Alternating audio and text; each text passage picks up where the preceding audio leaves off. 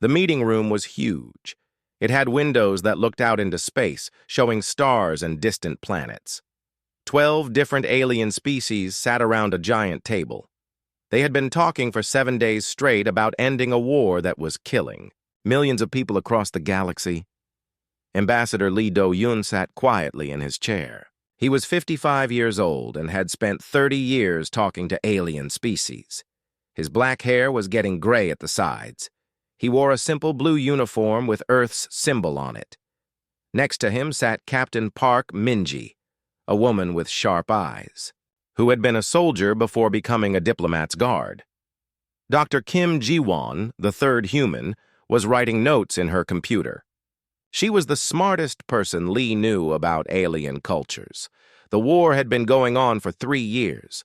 The Thakari Empire wanted to take over planets that belonged to the Relan Coalition. The Thakari were big creatures, with gray skin and 4 arms. They thought they were better than everyone else. The Rilans were smaller, with blue skin and large eyes. They just wanted to live in peace on their home worlds. Other alien species sat around the table, too. The Zentani looked like tall cats with golden fur. The Corvin were short and had green scales. The Etherians glowed with soft light and rarely spoke. All of them were afraid to make the Thakari angry. Supreme Archon Velthara was the leader of the Thakari Empire. She was 8 feet tall with scars on her face from old battles. When she spoke, her voice was loud and mean. She had been making demands that would basically turn the Rilans into slaves. The other aliens just sat there and said nothing. Council. Prime Jektar spoke for the Rilan Coalition. He was old and tired. His people were dying every day. He looked at the humans with hope in his big blue eyes. The humans were the only ones who seemed to care about fairness. Lee had spent weeks working on a peace plan. It was good. Both sides would stop fighting. The Thakari would go back to their own planets. The Rilans would keep their homes. There would be special zones between them where no one could have weapons. People who did bad things in the war would be put on trial. Everyone would help rebuild the destroyed planets. Lee stood up. The room got quiet. He was not very tall, but when he spoke, everyone listened. "We have worked very hard on this plan," Lee said in a calm voice. "It gives both sides what they need most. The Thakari keep their honor. The Rilans keep their freedom. The galaxy gets peace." He pushed a small device that showed pictures in the air above the table. The pictures showed how the plan would work. There were maps of space with different colored areas. There were numbers showing how much money it would cost and how many lives it would save. "This plan can save 10 million lives in the first year," Lee continued. "It will let both sides trade with each other again. Children can go to school instead of hiding in bunkers." The other aliens looked interested. Even some of the Zentani were nodding their heads. The Corvin liked the trade parts. The Etherians seemed to approve of the peace. But Supreme Archon Velthara just laughed. It was a cold, mean sound. "The mammals think they can teach us about war and peace," she said. Her 4 arms moved as she talked, making gestures that showed she thought the humans were stupid. "Your species is barely 50 years old in space. We Thakari have ruled star systems since before your ancestors learned to make fire." She stood up, and everyone else looked small next to her. "You humans still fight wars on your own planet. Your cities still have crime. Your people still hate each other for having different colored skin. What could such a young, violent species possibly teach civilizations that are thousands of years old?" Captain Park's hands turned into fists under the table. Her brother had died 6 months ago defending a Rilan colony from Thakari attack ships. He had been trying to save Rilan children from bombs. Dr. Kim stopped writing. She remembered the human doctors who had volunteered to help war victims. Many of them had been killed when Thakari forces bombed hospitals. The Thakari said the hospitals were hiding weapons, but Kim knew that was a lie. Lee felt anger growing in his chest, but he kept his face calm. He had learned long ago that getting angry during talks never helped anyone. "We came here to offer help," Lee said quietly. We brought our best ideas, our resources, and our hope for peace. We have given our blood to protect people we had never met before. We have shared our technology to help feed hungry planets and heal the sick. The room was very quiet now. Even the Thakari guards had stopped moving. If wisdom comes only from being old, Lee continued, then perhaps this galaxy has grown too old to remember what peace actually costs. Perhaps it has forgotten that someone has to pay the price for ending wars. He closed his computer with a soft click that sounded loud in the silent room. The human delegation is withdrawing from these talks. We will not be returning. Supreme Archon Velthara looked surprised. She had expected the humans to argue or beg. You would abandon the Rillans? You would let the war continue just because your feelings are hurt? Lee looked at her with sad eyes. We would let you all remember what the galaxy was like before humans came to help. Captain Park stood up first. Then Dr. Kim. They gathered their things without hurrying. Lee picked up the small device that held their peace plan and put it in his pocket. Wait, said Council Prime Jektar. His voice was desperate. Please, Ambassador Lee. My people are dying. Do not leave us because of Thakari insults. Lee stopped at the door and turned around. He looked at all the aliens sitting at the table. The Zentani looked worried. The Corvin were whispering to each other. Even the Etherians seemed upset. For 50 years, humans have been the ones to stop fights between your species, Lee said. We have been the ones to bring food to hungry planets and medicine to the sick. We have been the ones to die protecting trade ships from pirates. We have done this not because we had to, but because we thought it was right. He paused and looked directly at Supreme Archon Velthara. You called us young and stupid. Perhaps you are right. Perhaps we were too young to understand that some people do not want peace. They only want others to serve them. The three humans walked toward the door. Their footsteps echoed in the big room. Where will you go? Asked a Zentani delegate. Home, Lee said without stopping. We will go home and let the galaxy solve its own problems. The door closed behind them with a soft sound. The aliens sat in silence, staring at the empty chairs, where the humans had been sitting. Outside in the hallway, Captain Park was angry. They will regret this, she said. Dr. Kim was sad. So will a lot of innocent people.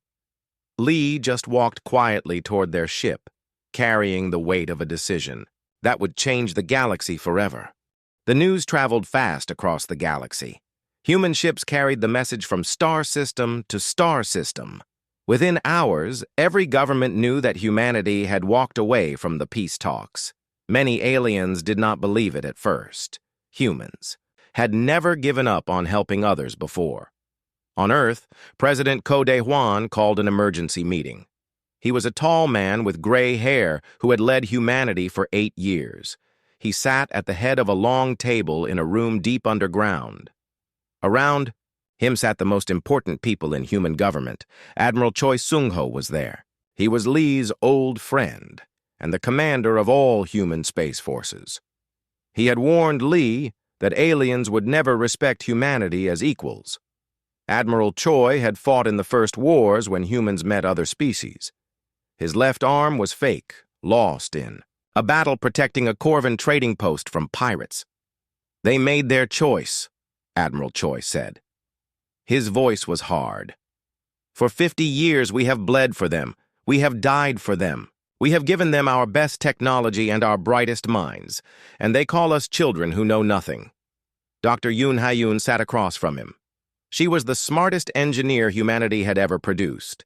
She had designed the machines that made food grow on dead planets. She had built the hospitals that saved millions of alien lives. She had created the communication systems that let different species talk to each other across the galaxy. Sir, she said to the president, if we are really leaving, what do we do with our equipment? There are human-built medical centers on 47 worlds. Our farming systems feed 3 billion aliens. Our defense satellites protect trade routes in 12 star systems. President Ko looked tired. He had not slept since the news came from the peace talks. "Bring it all home, Dr. Yoon. Every machine, every computer, every piece of technology we gave them for free. Let them remember what life was like before humans came to help." The order went out that same day. Human engineers started shutting down systems all across the galaxy. On the Corvin homeworld, advanced medical machines went dark. Corvin doctors watched in horror as patients they could no longer treat began to die. The machines had been treating diseases that Corvin medicine could not cure. On Etherian colonies, the food-growing domes stopped working. These domes had turned empty planets into gardens that fed millions of people. Now the plants began to wither and die. The Etherians, who lived on light and needed special plants to survive, faced starvation. The communication networks shut down too. For decades, humans had maintained the systems that let different species talk to each other instantly across thousands of light years. Suddenly, it took days or weeks to send messages between star systems. Trade deals fell apart. Governments could not coordinate with their colonies. But the most shocking change was the military one. Human warships had patrolled the space between different species for 50 years. They stopped pirates from attacking trade ships. They prevented small fights from becoming big wars. They rescued people when their ships broke down in empty space. Now those ships were coming home. Captain Park Minji stood on the bridge of her warship, the UES Determination. She had been ordered to return to human space immediately. Her ship was passing through the Zentani trade sector when her communications officer heard a distress call. "Captain," the young officer said, "there's a Zentani merchant ship under attack by raiders. 3 pirate ships. The merchant is asking for help." Park looked at the display screen. She could see the battle happening in real space. The Zentani ship was big and slow, carrying food to a colony world. The pirate ships were small and fast, firing weapons at the merchant vessel. Soon the Zentani ship would be destroyed and everyone on board would be killed. For 50 years, human ships had always answered these calls. It was what they did. It was why other species had learned to trust them. "Orders, Captain?" asked her weapons officer. Park looked at the official message from Earth on her computer screen. The words were very clear. "Do not engage any non-human forces unless human citizens or property are directly threatened." "Stand down," Park said quietly. "Continue course for Earth." "But Captain," said the communications officer, "there are children on that ship. The Zentani are calling for any ship to help them." Park's hands shook a little. She thought about her brother, killed defending aliens who needed help. She thought about all the times alien species had called humans young and foolish, while asking for their protection. "Our orders are clear," she said. "We do not interfere." The human warship continued on its path home. Behind them, the Zentani merchant ship's distress calls grew weaker and then stopped completely. The ship had been destroyed. 300 Zentani families would never see their loved ones again. Across the galaxy, similar scenes played out every day. Human ships passed by battles they would have stopped before. Pirates grew bold when they realized human patrols were gone. Trade routes that had been safe for decades became dangerous again. On the diplomatic station where the peace talks continued, chaos erupted. The Galactic Council meeting turned into a shouting match. Species that had depended on human mediation for decades suddenly faced old problems with no solutions. The Corvin and Etherian border dispute, frozen for 20 years by clever human diplomacy, exploded into violence. Both sides claimed the same star systems. Without humans to suggest compromises, they sent warships instead of negotiators. The Zentani Trade Federation fell apart when their protected shipping routes became too dangerous to use. Zentani merchants had grown rich under human protection. Now their ships were being destroyed faster than they could build new ones. Even worse, the Thakari Empire saw opportunity in the chaos. Supreme Archon Velthara sent new battle fleets toward Rillan space. Without human observers to report on military movements, she could plan attacks in secret. Council Prime Jektar sent desperate messages to Earth. His people were dying while the humans they had trusted retreated to their home worlds. But the messages went unanswered. Earth's government had made its decision. On Earth, President Ko received reports from around the galaxy. Every day brought news of new conflicts, new disasters, new suffering. Senator Bai Soyung, who led the opposition party, demanded explanations.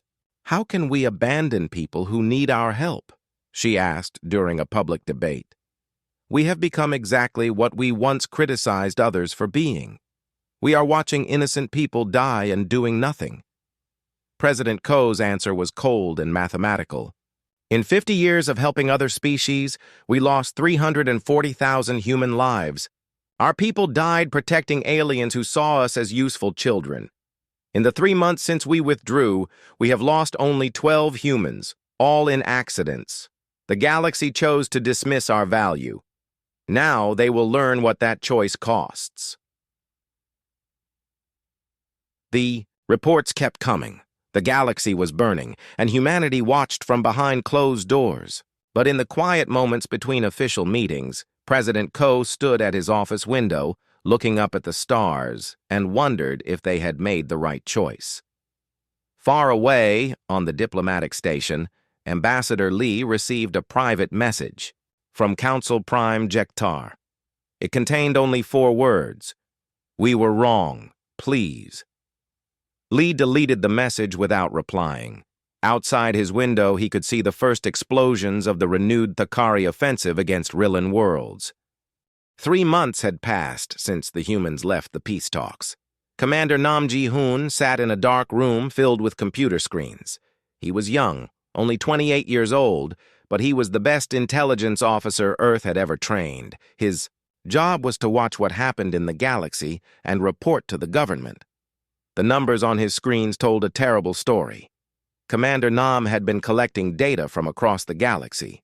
Every day brought worse news. He printed out his report and walked through the quiet halls of Earth's government center to give his briefing. President Ko sat at the head of the table, looking older than he had 3 months ago. Around him sat the same people who had made the decision to withdraw from galactic affairs. Admiral Choi was there, along with Dr. Yoon and several other important officials. "Give us the report, Commander," President Ko said. Nam stood up and activated a large display screen. Maps of the galaxy appeared with different colored areas showing where conflicts were happening. Red meant active fighting. Yellow meant tensions were high. Green meant peace. There was very little green left. "The Thakari-Rillan War has restarted with unprecedented violence," Nam began. His voice was steady, but his hands shook slightly. "Without human medical aid, casualty rates have increased by 300%. The Thakari are using chemical weapons on civilian populations. They never did this when human observers were present." The screen showed pictures from Rillan worlds. Cities were burning. Refugee camps overflowed with injured people. Children cried in hospitals that had no medicine to help them. "The Corvin-Etherian conflict has escalated to full warfare," Nam continued. "Both sides are fighting over mining rights that human negotiators had carefully balanced for decades. 17 colony worlds have been evacuated. The Etherian homeworld is under blockade." Senator Bae So-young, who had opposed the withdrawal from the beginning, spoke up. "How many people have died because of our decision?" Nam looked at his notes. Conservative estimates suggest 4.7 million casualties in the past 3 months. Before we withdrew, the average was 100,000 casualties per year across all conflicts. The room was silent. Everyone was doing the math in their heads. In 3 months, more beings had died than would normally die in 40 years. "It gets worse," Nam said. He changed the display to show new conflicts. Species that had never fought before are now at war. The Zentani Federation has declared war on the Malan Republic over trade routes. The Molans are a peaceful species who have never hurt anyone. They are being slaughtered. Dr. Yoon looked sick. She had worked with Molan scientists for 20 years. They were gentle creatures who spent their time studying plants and making beautiful art. The idea of them being killed in wars was horrible. Even our former allies are turning on each other, Nam continued. The Zentani blame the Corvin for not protecting trade ships. The Corvin blame the Etherians for blocking food shipments. Everyone is angry and scared, and they are taking it out on each other. Admiral Choi spoke for the first time. What about military movements? Are any species preparing to attack human space? Not yet, Nam replied. But the Thakari Empire has been asking questions about our border defenses. Supreme Archon Velthara has made speeches calling humanity selfish cowards who abandon their duty. She is testing how other species feel about humans. Senator Bay stood up angrily. We have become exactly what we once criticized. We are isolationists who watch others suffer and do nothing. How is this different from the old Earth governments that ignored genocides in other countries? President Ko's face was hard. The difference is that we tried to help for 50 years. We gave our technology, our resources, our lives, and they called us children who knew nothing. The galaxy made its choice when it decided our help had no value. But innocent people are dying, Senator Bay shouted. Rillan children who never insulted us are being killed by Thakari weapons. Molan artists are being murdered for trade routes they never cared about. How does their suffering teach the galaxy anything except that we are cruel? Before President Ko could answer, Nam's communication device beeped. He looked at it, and his face went pale. Sir, he said quietly, I'm getting reports of a major Thakari offensive. They're calling it Operation Final Eclipse. It appears to be a coordinated strike designed to end the Rillan coalition permanently. The main screen changed to show space, battles happening in real time. Hundreds of Thakari warships were attacking Rillan planets simultaneously. Orbital bombardments rained down on cities. Military bases were being destroyed, but so were schools, hospitals, and civilian shelters. They're not trying to conquer Rillan worlds, Nam said, his voice shaking. They're trying to exterminate the entire species. Captain Song Taemin was patrolling the edge of human space when the refugee ships started arriving. His ship, the UES Guardian, had been watching the border for 2 months. It was boring work, but important. If anyone attacked human colonies, Song would be the first to know. Now he watched as dozens of damaged ships limped toward human space. They were Rillan evacuation vessels, packed with civilians fleeing the Thakari offensive. The ships were barely holding together. Many had holes in their hulls from weapon strikes. Some were leaking air into space. Captain, his communications officer said, we're receiving distress calls from the refugee ships. They're requesting permission to enter human space. They have wounded on board, including children. Song looked at his orders on the computer screen. They were very clear. Observe and report only. Do not engage with non-human forces unless human citizens are directly threatened. Sir, his medical officer reported. I'm reading life signs on those ships. Thousands of people, many badly injured.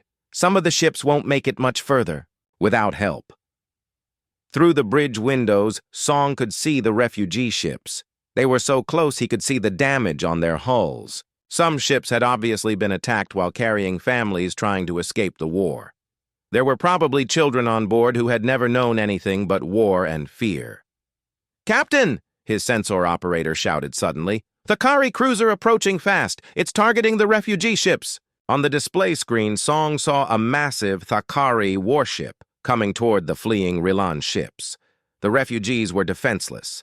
Their ships had no weapons and could barely fly. The Thakari ship was preparing to destroy them all. Song's finger hovered over the weapon controls. He could destroy the Thakari ship easily. Human technology was far superior, but his orders were clear. Do not engage unless humans were threatened. The Thakari ship is charging weapons, his tactical officer reported. "They'll open fire in 30 seconds. Song watched the refugee ships try to move faster, but they were too damaged and too slow. Families who had survived the destruction of their home worlds were about to die just outside human space, where they had hoped to find safety. "Captain?" his weapons officer asked. "Orders?" Song closed his eyes and thought about his daughter, safe at home on Earth. He thought about what kind of galaxy she would grow up in if he followed orders and watched innocent people be murdered. "Sir!" the sensor operator called out. "The Thakari ship is firing!" Song opened his eyes and saw energy beams reaching toward the helpless refugee ships. In a few seconds, thousands of innocent people would be dead. His finger was still on the weapon's control. The moment seemed to last forever. Captain Song's finger pressed the weapon control. The UES Guardian's advanced cannons fired instantly. Bright beams of energy struck the Thakari cruiser before it could destroy the refugee ships. The alien warship exploded in a ball of fire and metal pieces. "All refugee ships, this is Captain Song of the human vessel Guardian," he said into his communicator. "You are now under human protection. Follow us to safety." The damaged Rillan ships slowly followed Song's warship toward human space. Behind them, more Thakari vessels appeared, but they stopped when they saw the human ship.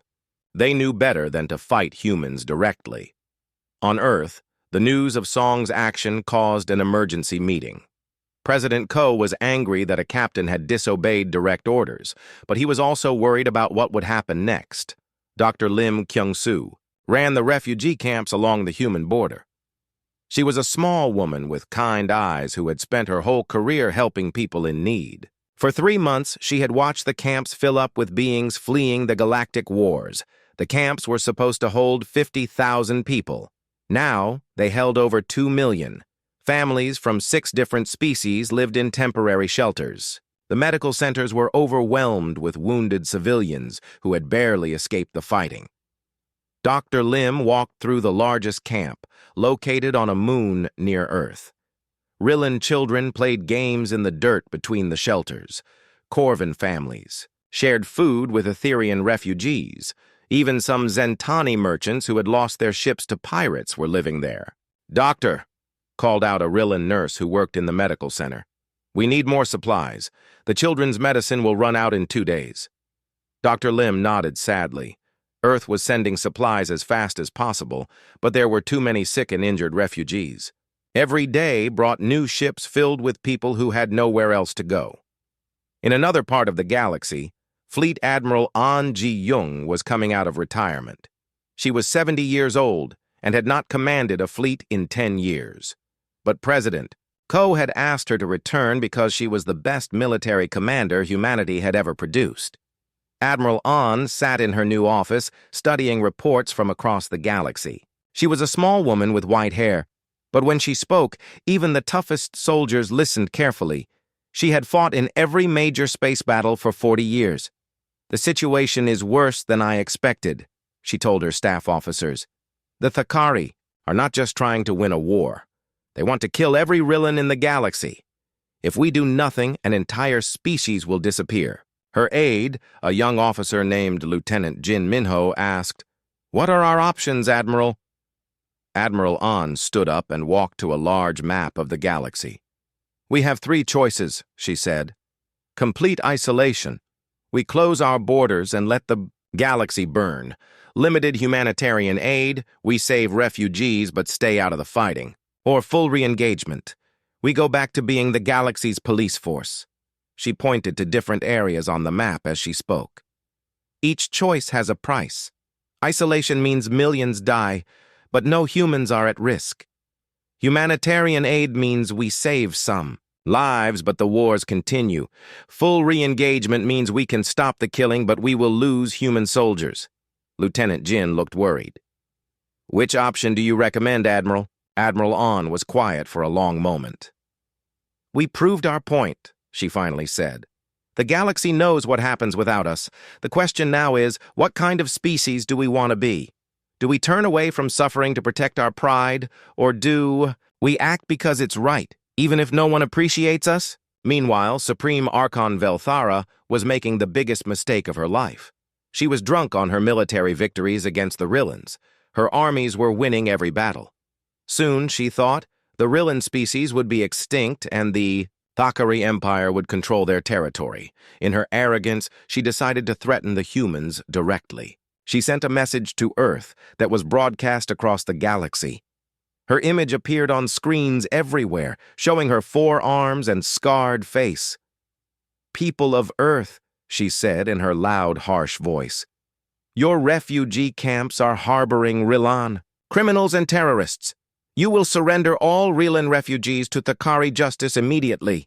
If you refuse, the Thakari Empire will take actions appropriate to humanity's true place in the galactic order." The threat was clear. Give us the refugees, or we will attack you. On Earth, the government met in emergency session. President Ko looked around the table at his advisors. Everyone understood what the Thakari message meant. Ambassador Han Nayung, who had been humanity's representative to the Rillan coalition before the withdrawal, spoke first. "The Thakari have made a fatal error. Even our critics are shocked by this threat. No one threatens humanity directly." She showed recordings of alien leaders reacting to the Thakari ultimatum. Even species that had been angry about human withdrawal were now saying the Thakari had gone too far. Captain Park, who had been promoted to admiral after Song's heroic action, stood up. "Our border fleets report Thakari ships gathering near human space. They have us outnumbered 3-1, but their ships are older and their tactics are predictable." Dr. Kim Ji-won, who had been working in the refugee camp since the withdrawal, looked tired and sad. "I've been talking to the refugees. They're terrified. Rillan mothers are begging us to save their children. They know that the Thakari will kill them all if we give them up." President Ko listened to everyone speak. The decision he made in the next few minutes would affect not just humanity, but the entire galaxy.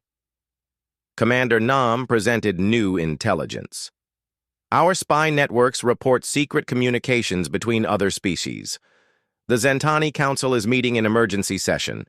The Corvin, merchant guilds are calculating what a galaxy without human protection would cost them. Even some Etherian mystics are saying the balance must be restored." "What does that mean?" asked Senator Bay. "They're watching to see what we do," Nam explained. "Not just whether we'll fight the Thakari, but whether we're still the humans they remember. The ones who protected others instead of just protecting themselves." Dr. Kim spoke up. "I've been analyzing the communications Nam intercepted. The other species aren't just afraid of the Thakari. They're afraid of what the galaxy becomes if humans stop caring about right and wrong." President Ko stood up slowly. He walked to the window and looked out at the stars. Somewhere out there, refugee ships were still arriving at human stations. Rillan children were learning to speak human languages in the camps. Thakari fleets were preparing for war. "For 3 months," he said without turning around, "we've shown them a galaxy without human involvement. Ships burned, trade collapsed, peaceful species went to war. We proved our point about our value." He turned to face the room. "But proving a point was never our real mission. Our mission was to make the galaxy a place where children could grow up safely, where different species could live together, where right and wrong still mattered." The room was completely quiet. "The Thakari want our refugees," President Ko continued. "They want to commit genocide against the Rillans while we watch and do nothing. Our answer is no. Not because we want a war, but because some things are worth fighting for." He looked at each person in the room. "I call for a vote. Do we defend the refugees and return to limited galactic engagement on humanity's terms this time?" One by one, every hand in the room went up. The vote was unanimous. Admiral An smiled for the first time in months. "Well then," she said, "let's remind the galaxy why they used to sleep peacefully at night." The Thakari deadline came and went without humanity surrendering a single refugee. Supreme Archon Velthara had expected the humans to be afraid. Instead, She found human fleets positioned around every refugee ship and border station. The humans were not hiding. They were ready to fight. Vice Admiral Oh Sungmin was only 35 years old, but he commanded the most advanced fleet humanity had ever built. His ships looked different from the old human vessels. They were sleeker, faster, and packed with new technology that Dr. Yoon had developed during the 3 months of withdrawal. "All ships, this is Admiral Oh," he spoke into his communicator. "Remember, we are not here to conquer anyone. We are here to protect innocent people and restore peace. Show mercy to enemies who surrender, but show no mercy to those who target civilians." The first battle came when 3 Thakari squadrons tried to attack a group of Rillan hospital ships near the human border.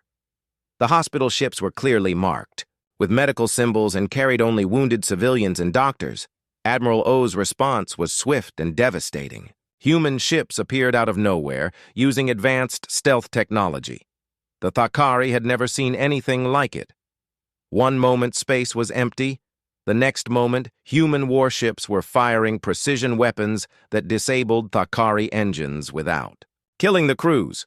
"Thakari vessels, Oh broadcast on all frequencies. You have attacked medical ships carrying wounded civilians. Surrender immediately or face the consequences." The Thakari commander was arrogant. "You mammals think your small fleet can defeat the mighty Thakari Empire? We have ruled the galaxy for thousands of years." Oh's reply was calm and cold. "You have ruled through fear and violence. Today you learn the difference between ruling and leading." The battle lasted only 12 minutes. When it was over, 2 Thakari warships were destroyed, and the third was drifting helplessly in space, with its crew alive, but their weapons gone. The human ships had not lost a single vessel or crew member. But more importantly, the battle had been watched by observers from a dozen different species. They saw that human technology had advanced far beyond what anyone expected. They saw that humans fought with precision and purpose, not anger and hatred. The news of the battle spread quickly. Other alien species began to realize that the humans who had returned were not the same ones who had left 3 months ago. These humans were stronger, more confident, and completely unwilling to tolerate attacks on innocent people. Chief Diplomat Yu In-suk was very different from Ambassador Lee. Where Lee had been patient and diplomatic, Yu was direct and honest. She did not waste time with fancy words or polite lies. When she spoke, everyone knew exactly what she meant. 3 days after the first battle, she sent a message to every government in the galaxy. Her image appeared on screens across thousands of worlds as she sat in her office on Earth. 3 months ago, you told us we were too young and inexperienced to help solve your problems, she said. Her voice was calm, but her eyes were hard. You said civilizations thousands of years old had nothing to learn from humans who had only been in space for 50 years. She paused and looked directly into the camera. You were right about one thing. We were inexperienced. We were inexperienced at being dismissed and insulted by people we had died to protect.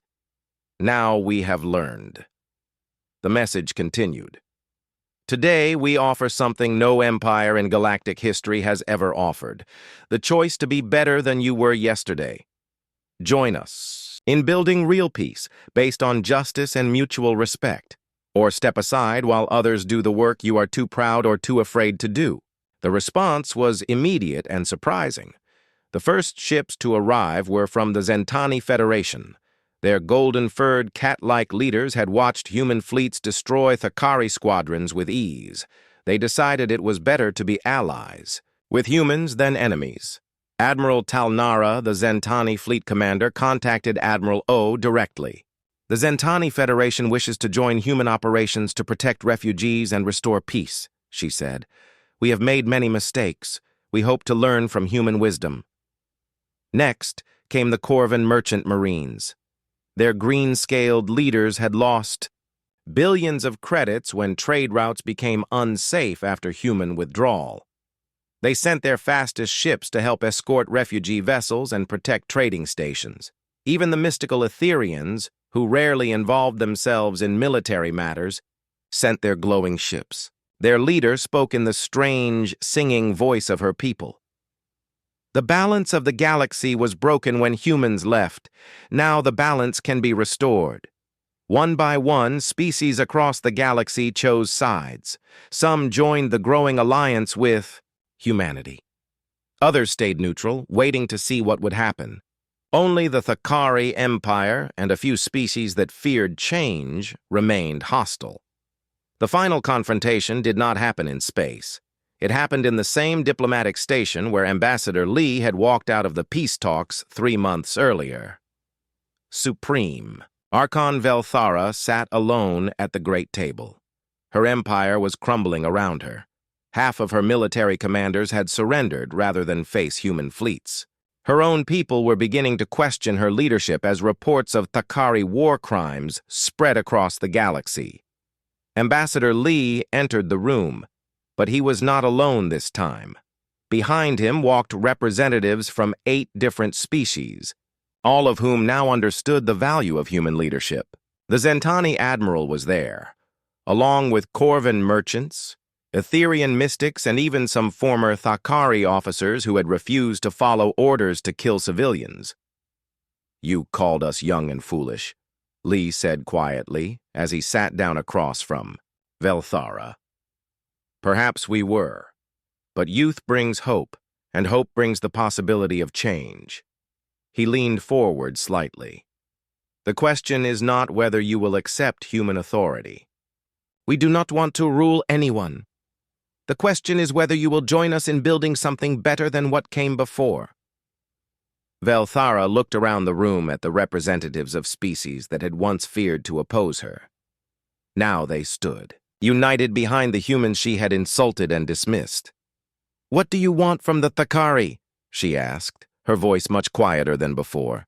"Truth," said Dr. Kim, who had joined the diplomatic team.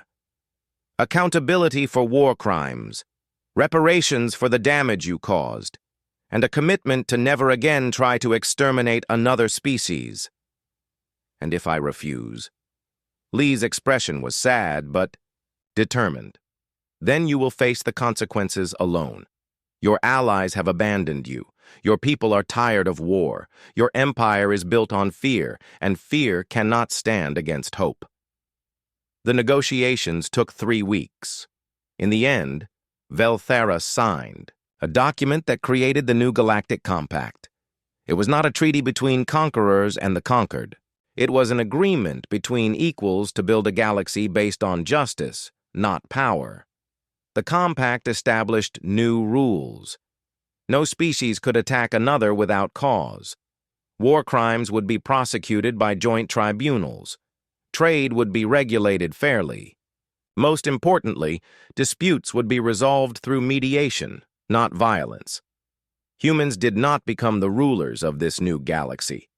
Instead, they became its teachers, its protectors, and its conscience. The refugee camps became integration centers, where different species learned to live together. The border fleets became exploration squadrons, seeking new worlds for all species to share.